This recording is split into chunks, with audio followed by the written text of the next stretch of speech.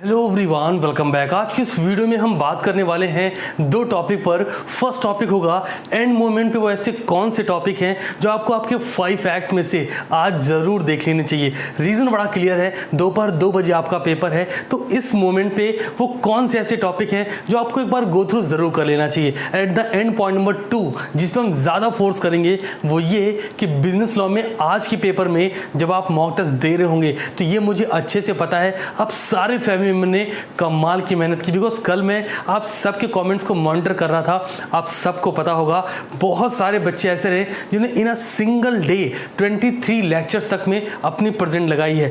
Time to time सारे lecture cover किए। मतलब सीरियसली हैट्स ऑफ, बिकॉज इतना एफर्ट आप डाल रहे हो अपने मॉक टेस्ट पेपर को लेके। मैं समझ सकता हूं आप कितने सीरियस हो अपने इस एग्जामिनेशन को लेके। तो जरा सोचो, अगर आप मॉक टेस्ट पेपर को लेके इतने सीरियस हो तो जो फाइनल एग्जाम होगा उसमें आपका और हमारा जो कंट्रीब्यूशन होगा वो कितना अमेजिंग होने वाला है। तो सबसे पहली बात सर, कौन कौन से टॉपिक हैं जो हमें कवर करने चाहिए, फिर हम बात करेंगे वो प्रेजेंटेशन टिप की जो आज के पेपर में आपको इंप्लीमेंट करनी है। बिकॉज एग्जामिनेशन होने के बाद आप ये फिल्टर करो कि यार यहाँ ये और बेहतर हो सकता था, फायदा नहीं है, पहले ही चेक करते हैं। तो जरा सबसे पहले बात कर लेते हैं वो कौन से ऐसे टॉपिक हैं। तो देखना जरा, मैं बता रहा हूँ, आप साथ में नोट करते चलो या फिर मॉड्यूल निकालो, टिक कर लो। सबसे बेस्ट डील क्या है, मॉड्यूल उठाइए, साथ में खटाखट टिक कर लीजिए, काम ज़्यादा आसान है। मैं भी आपके साथ पिक करता हूँ। चलिए, तो मॉडल पिक करेंगे, लास्ट एक्ट से स्टार्ट करेंगे, टाइम सेव होगा, कम मिनट में वीडियो बन जाएगा। बिकॉज अगर लिखूंगा वीडियो ज़बरदस्ती की लेंथ लेगा,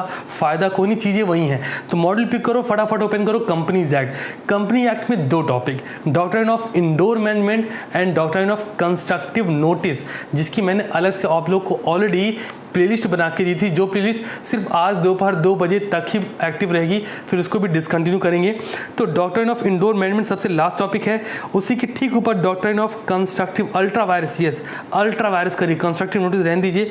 अल्ट्रा वायरस और इंडोर मैनेजमेंट, ये 2 पॉइंट, और कॉर्पोरेट वेल्थ थ्योरी, 3 चीज़ें कवर करनी है कंपनी एक्ट 2013 से। सर एलएलपी में जाइए, सिर्फ एक टॉपिक कवर करिएगा, इनकॉर्पोरेशन ऑफ एलएलपी। सुनना, आपने टॉपिक सारे कवर कर लिए होंगे कल की वीडियो से, कल की प्लेलिस्ट से, सब आपका कवर है। कॉन्ट्रैक्ट एक्ट का अलग प्लेलिस्ट कल आपको बना दीजिए सो दैट आपको ढूंढना ना पड़े। आपने ये एफर्ट कर लिया। अब इस एंड मोमेंट पे ये जो टॉपिक बता रहा हूँ एक बार चेक कर लेना, और जरा फिल्टर करते हैं कि आपकी एग्जामिनेशन जो आईसीआई लेने वाला है मॉक टेस्ट में कितने टॉपिक, कितने मार्क्स का वेटेज रहता है। तो ये हो गया। पार्टनरशिप की बात करें तो सर पार्टनरशिप से आप कवर करेंगे आज की डेट में, आपने cover, yes minor admitted section 30 की बात कर रहा हूँ, वो कवर कर लीजिएगा।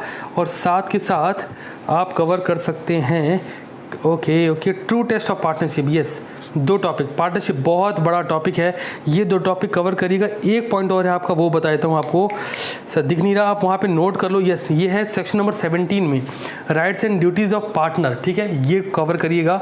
फिर बात आती है सेल्स ऑफ गुड्स एक्ट की। डेफिनेटली अनपेड सेलर में ऑक्शंस, नहीं, right of unpaid seller against goods, tick कर लीजिए फटाफट से, rights of unpaid seller against goods.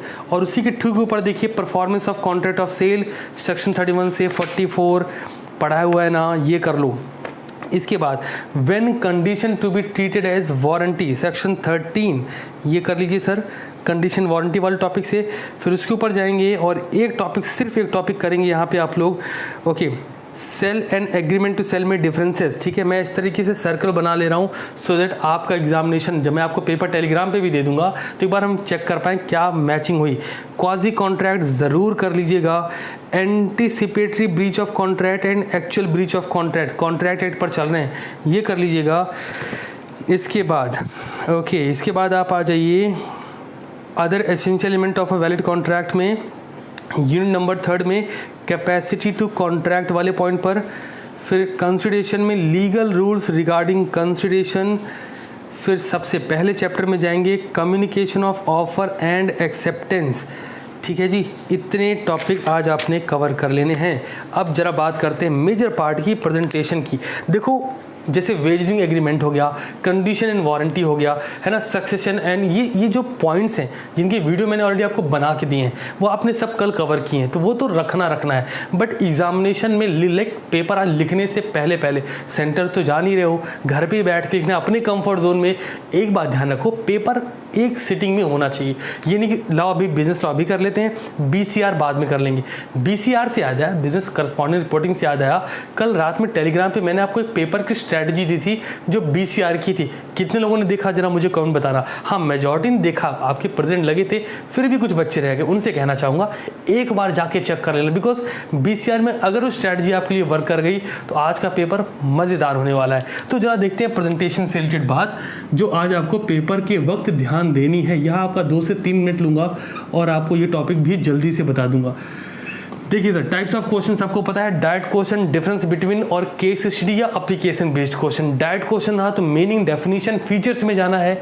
अगर डिफरेंस बिटवीन रहा, बेसिस ऑफ डिफरेंस लिख के तो डिफरेंस क्रिएट करना है। अगर आपका एप्लीकेशन बेस्ड या केस स्टडी बेस्ड क्वेश्चन रहा तो according to provision of the Indian Contract Act 1872 कुछ ऐसे जाना। मतलब क्या करेंगे, केस वाले में क्या करना है, फैक्ट लिखना है, केस में था क्या, और सबसे एंड में क्या, कंक्लूजन लिखना है।